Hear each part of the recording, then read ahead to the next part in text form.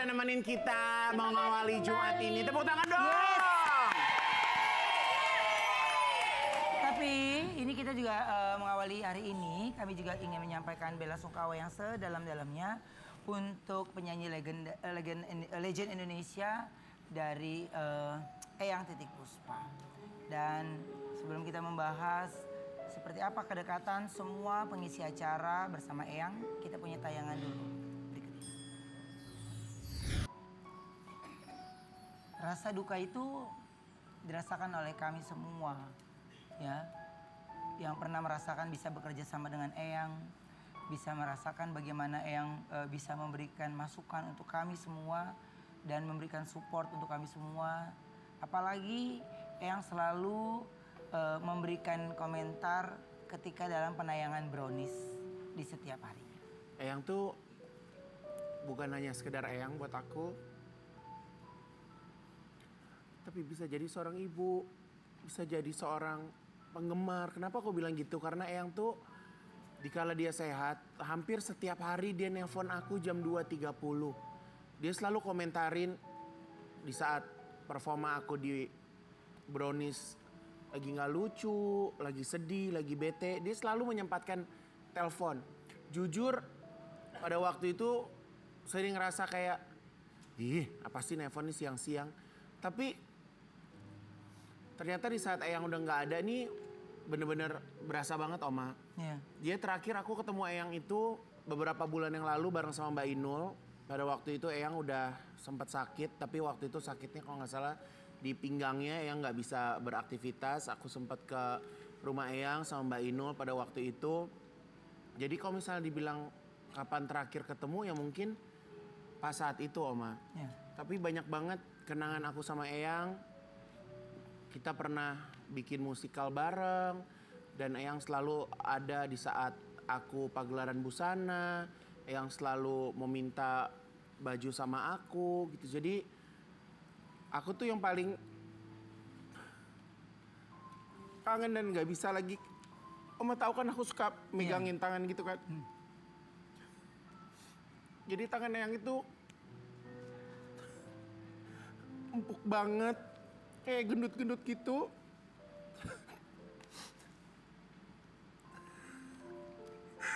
Terus aku suatu saat Eyang lagi pakai cincin gede banget. Terus aku bilang, Eyang, nanti kalau Eyang udah nggak ada,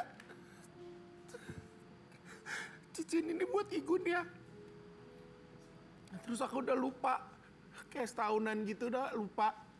Terus saat pada pagelaran aku tahun lalu, Eyang datang sengaja untuk ngasih cincin itu buat aku.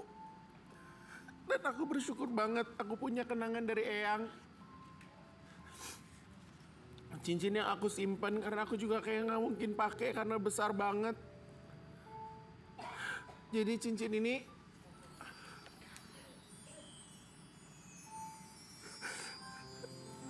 sempat disekolahin sama Eyang, sempat dimasukin ke bank, dan Eyang bela-belain nebus ini untuk aku. Dan ini cincin ini bagus banget dan berharga banget dan gak akan aku jaga kemanapun cincin ini ada, Oma. Dan Oma waktu itu juga udah pernah lihat kan waktu ke rumah kan.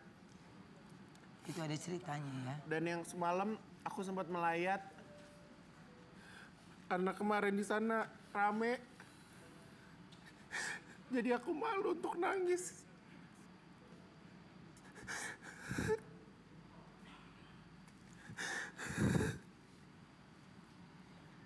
Ya, kedekatan Ivan Gunawan bersama Eyang itu kita bisa lihat bagaimana Eyang sayang sekali dengan Igun.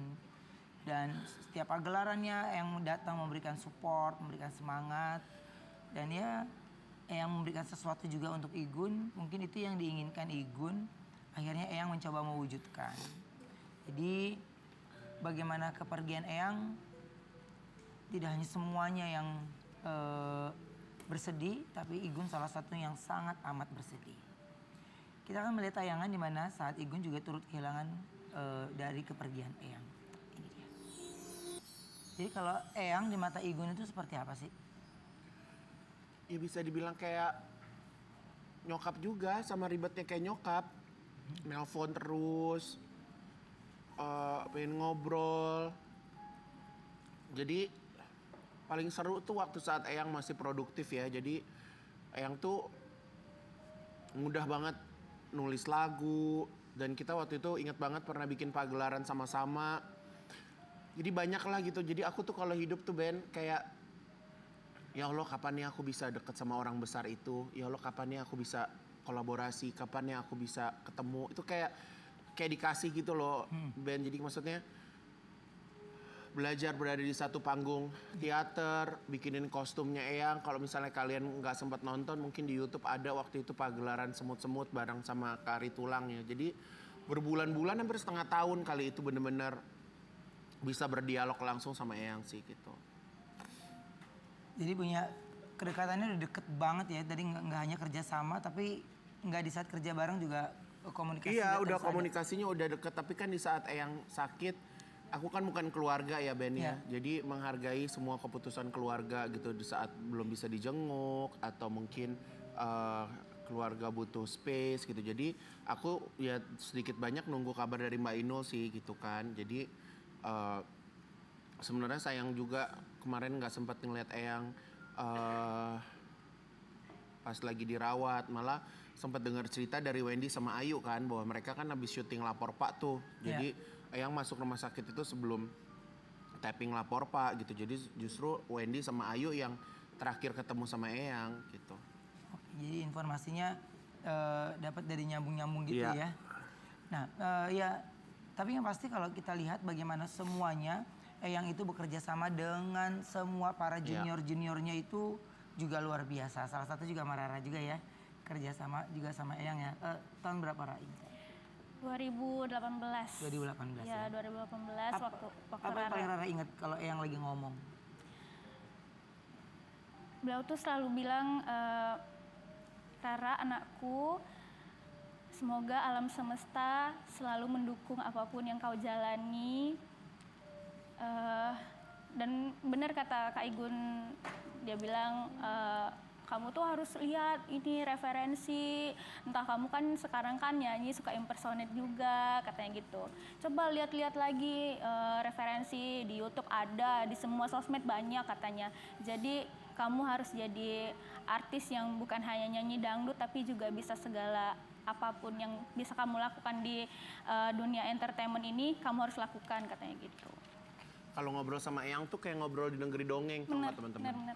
Jadi dia bisa alam semesta itu ini kayak ngerti nggak sih kayak ngobrol kayak nggak ngobrol sama orang, kayak ngobrol sama storytelling gitu. Jadi kadang ini kalau kita lagi sehat ya dia lagi sehat kita jadi kayak gini, apaan sih Eyang gitu kan. Tapi pas giliran nggak ada ya itu Eyang seromantis itu. Jadi Eyang tuh kalau cerita tuh kayak di langit, kayak gimana sih kayak orang pencipta lagu kayak lagi cerita gitu. Jadi ya itu sih kita makanya terkadang di saat orang yang kita sayangin, yang harusnya kita sayangin banget masih hidup, terkadang kita kayak menganggap remeh, perhatian, kita kayak menganggap kita terganggu gitu. Tapi lepas dari itu semua, sekarang kita benar-benar kehilangan sih. Justru kalau tadi kita lihat bagaimana kedekatan Eyang dengan Igun, kita juga punya salah satu nih ya, support dari Eyang buat Rara. Kita lihat ini dia. Jadi kebaikan apa yang selalu Eyang kasih buat Rara sih? Banyak banget.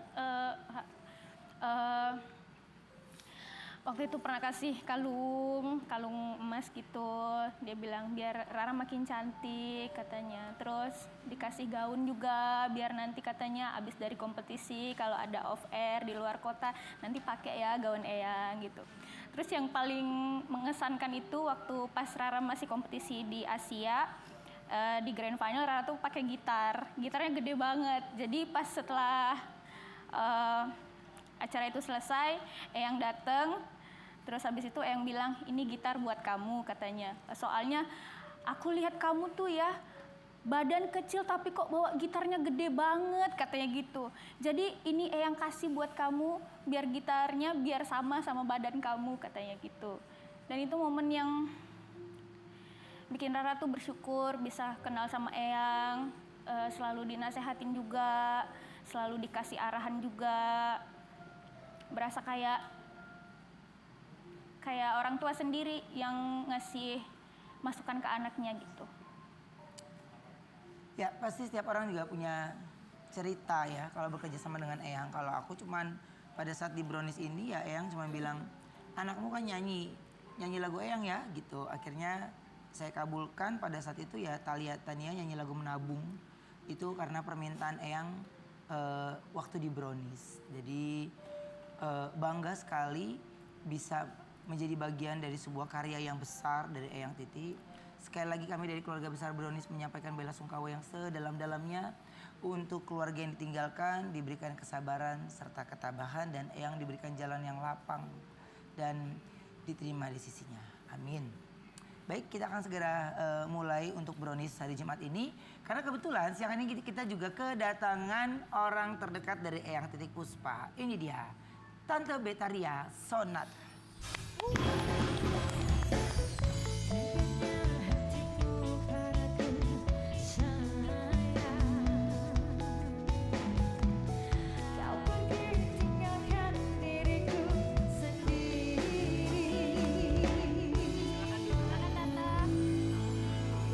Oma, Ya. ini gue simpen dulu ya, takutnya lo kepikiran lo mau ngejual lagi. Ini Joker. warisan Oma. Iya. Iya, takutnya Oma abuh. Selamat. Padahal dia udah kebesit pikiran dia tuh.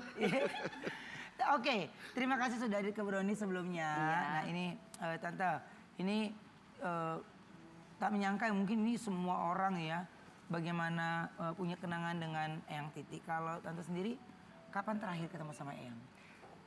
Tanggal 24 berarti 24 Sebelum Lebaran ya? Oke. Berarti seminggu enggak sampai seminggu saya ketemu sama beliau. Sama beliau. Iya. Sebelum beliau sakit itu ya? Iya. Oke. Jadi sehat. Enggak sakit gitu kelihatannya. Oke. Ya kayak Eyang biasanya. Iya, kayak biasanya ibu. Nah. Jadi begitu lihat kaget juga gitu. Oke. Tapi udah tahu bakal nggak ada Udah ada feeling? Apa feeling. gimana? Iya. Apa yang Tante rasakan? Kok bisa ada feeling? Wajah? Enggak, dari kesemuanya aja. Sedikit berbeda? Iya. Oke. Iya. Nah ini Tante waktu itu kan kalau ngeliat kondisi Eyang kan ya normal biasa aja Normal kan. biasa. Gitu. Apa yang kenangan yang paling diingat kalau kerja sama Eyang? Kenangan yang paling diingat, ini baju kesenangan dia. Dia suka banget lah baju ini. Dia bilang, Beta, aku suka baju itu. Baju itu buat saya aja, katanya dia bilang. Oh, nanti saya cariin yang bersih, yang ini, saya bilang yang warnanya bagus, saya bilang gitu. Ya, inget ya, pokoknya SS apa nggak tahu deh, pokoknya dia bilang gitu. Iya nanti saya beliin katanya gitu. Udah. Jadi saya juga udah tahu dari situ. Itu firasat bagi saya. Ya jadi saya ingat. Itu yang paling diingat ya? Iya. Oke. Tapi kalau sosok Eyang di mata Tante Betaria gimana sih? Eyang kalau ngelihat saya pasti dia langsung manggil saya. Langsung memanggil saya nomor satu. Dia selalu nasehatin, semangat kamu.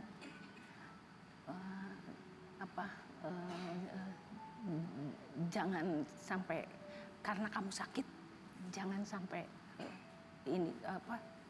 drop. Jadi terus kamu masih panjang gitu.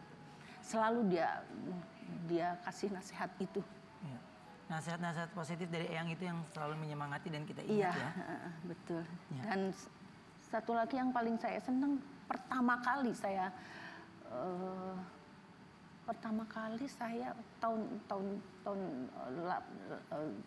berapa ya? Tahun 80-an ya.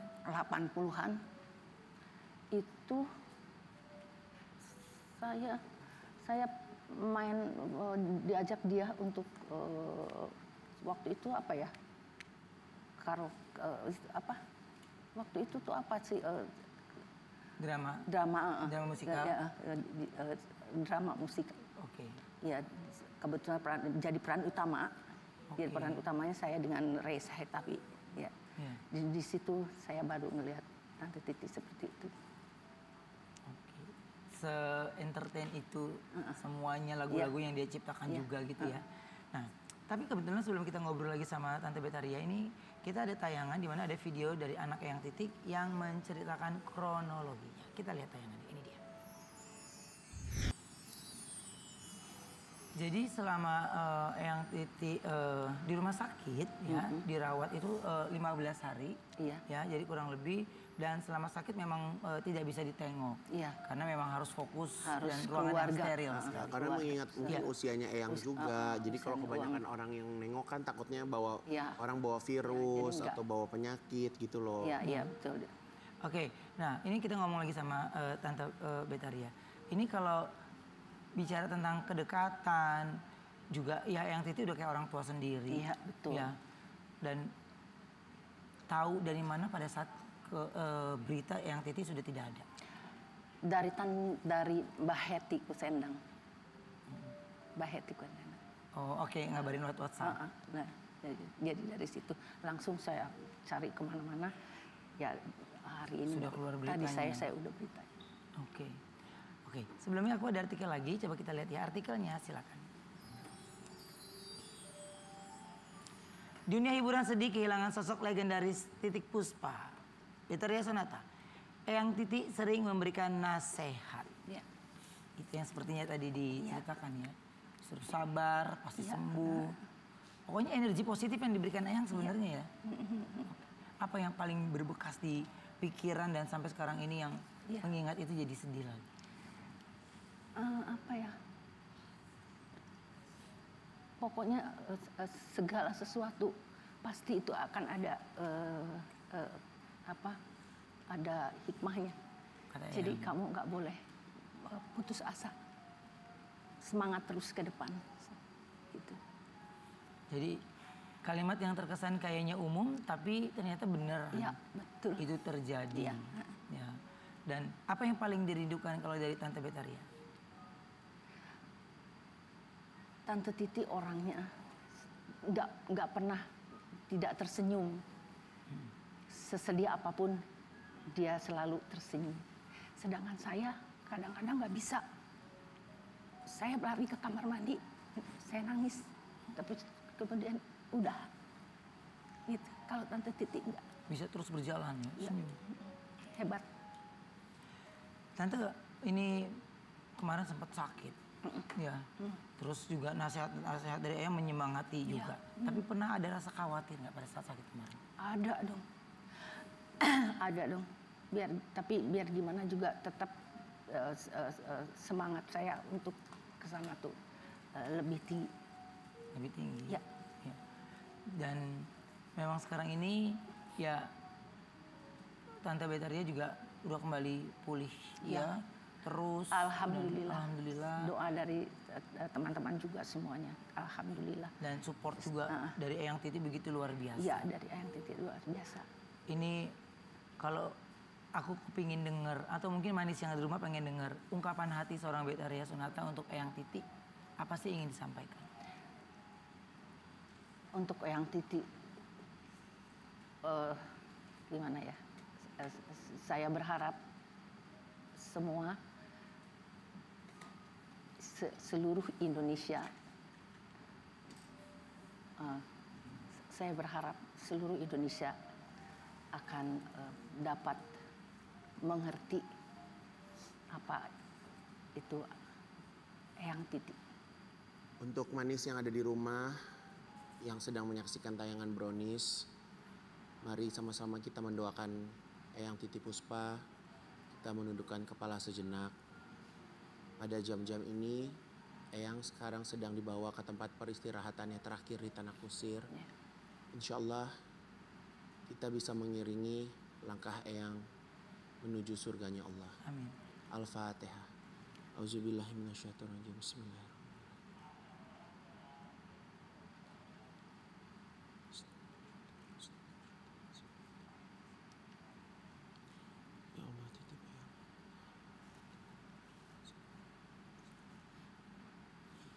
Terima kasih atas keikhlasan pemirsa. Kita kembali setelah yang satu ini, tetap di Brownies Obrolan Manis.